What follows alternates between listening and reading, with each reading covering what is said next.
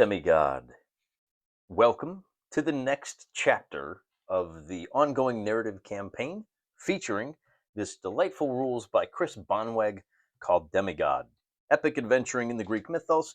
In our last episode, we went up against the man, the myth, the legend, Jason, and two of his Argonauts, and they ran off with one of our loot bags. Look at this guy right here. He's the one that got away with the stuff. Jason himself played things cagey. He is maybe not the strongest hero, but boy, howdy, is he clever. And he was able to get away with the Golden Fleece. What does that mean for us? I'm not entirely sure, to be honest with you. Let's take a look at the narrative campaign. The first thing we do is check the status of any heroes or minions that were knocked out of the game. That doesn't apply to us. We can just move right on past that. Of course, there are lots of options. It ranges everything from dead to full recovery, and man, is it swingy. You only have 6 chances. That's all right. And then if you do have an injury, it could be anything from a lost toe to a lost eye. That is relatable. I think I've made that joke before. And then if your main hero dies, you can actually go down, you can take the Orphean journey and go down to Hades, not to Hades, you go down to the underworld and appeal to Hades and maybe pull him out. All right, over the course of a journey, the adventuring party's achievements will earn them renown. During each quest, the following achievements will earn the party renown. Now, my party consists of a single hero. That's all you have to worry about. For each boon the major hero successfully calls. Yeah, we didn't get one of those. We probably should have dropped one of those on Jason now that I think about it. Except his resolve is 5, which means, unlike the Minotaur with a resolve of like 1, so the saving throw, if you will, is 3d6. You got to get a 15 or higher. The Minotaur needs a 14. Jason over here only needs a 10. He's going to win that fight more than half the time. All right, well, we got 40 experience for knocking one minion out of the game. And really, that's about it for us. We didn't take any minor heroes. We didn't take any other minions, no major monsters.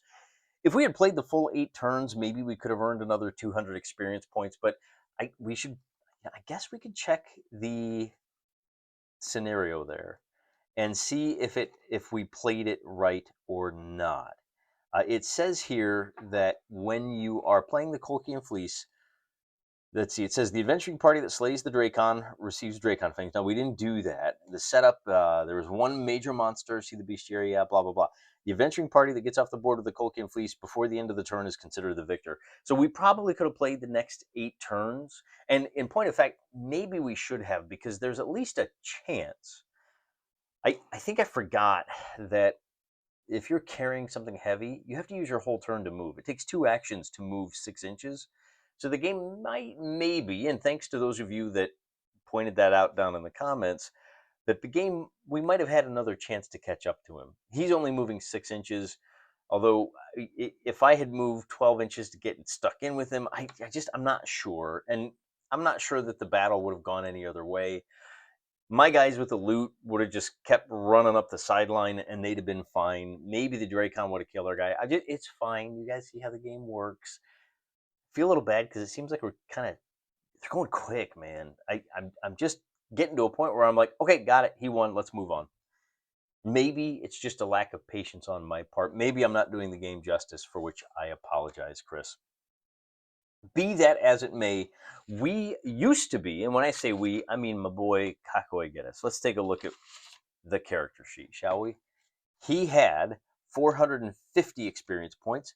That goes up to 490. And like I said in the last episode, I gave myself an extra 20 drachmas that I did not earn because I cut off the horns of a minotaur that I did not capture, or I guess you could say kill.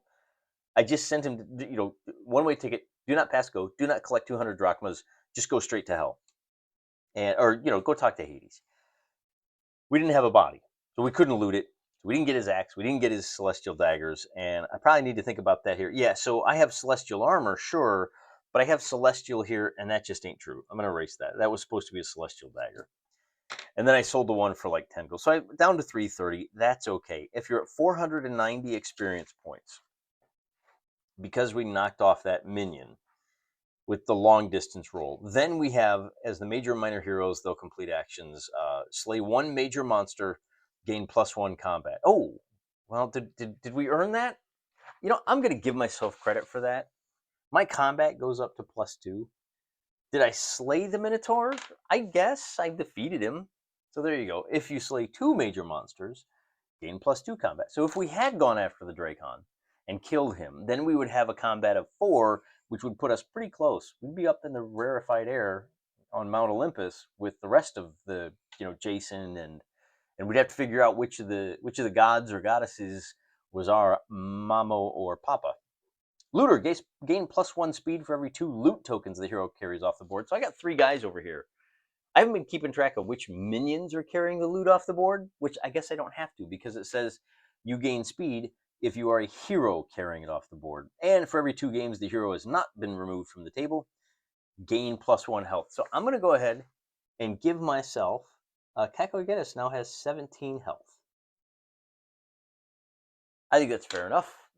And then resist 2 boons, gain a resolve, and we didn't do that. So now we have the fun of 3 loot tokens. We need to roll 3d6. I'm going to use my local game shop dice, and I'm going to get a 15.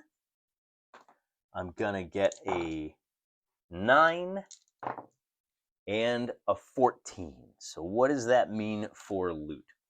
The 9 is 50 drachma and 2 scrolls. You know, I forgot. Do we have scrolls? I might have a few. The 15 is 20 drachmas, taking us to 70, plus a legendary item. And then the roll of 9, so we did 9 was 50, 15 was the 20 drachmas and legendary item, and then 14 is a 40 drachmas and celestial bronze weapon or armor. So our total loot score from this game is going to be 110 drachmas. We get 2 scrolls, a legendary item, and a celestial bronze thing. Is a celestial bronze sword a thing that we can take? Because I kind of like the idea of that. It doesn't really matter because we have this random table. I will roll to see what this celestial deal is. I get a celestial bronze sword. Well, that's convenient. And then we get a legendary item. With a 3, we get Maya's sandals. May cast fly instead of a movement action. I completely forgot. I've got 2 slow spells. Oh, we could have dropped a whammy on Jason. Ugh. Gotta review my character sheet or stop waiting so long between filming episodes. I have a Strike Dead scroll, and I have a Disarm scroll. Both very useful. But wait, there's more. Remember, we have a treasury room. After our last episode, we decided to move in. We spruced up the joint. We bought ourselves a treasury room, which means after each game, the party will find some gold, add d6 times 10 drachmas to your... So another 50. We are rolling in the dough. I thought this game was going to be wildly unbalanced money-wise. Man, grabbing all those loot tokens, I'll take it. That gives me 490 drachmas. Maybe I'll pay Jason to help me with the next episode, which might be a bit of a sticky one because we're going to be going up against the I'm trying to think of an appropriate term here. The Wicked Witch of the Greek Isles.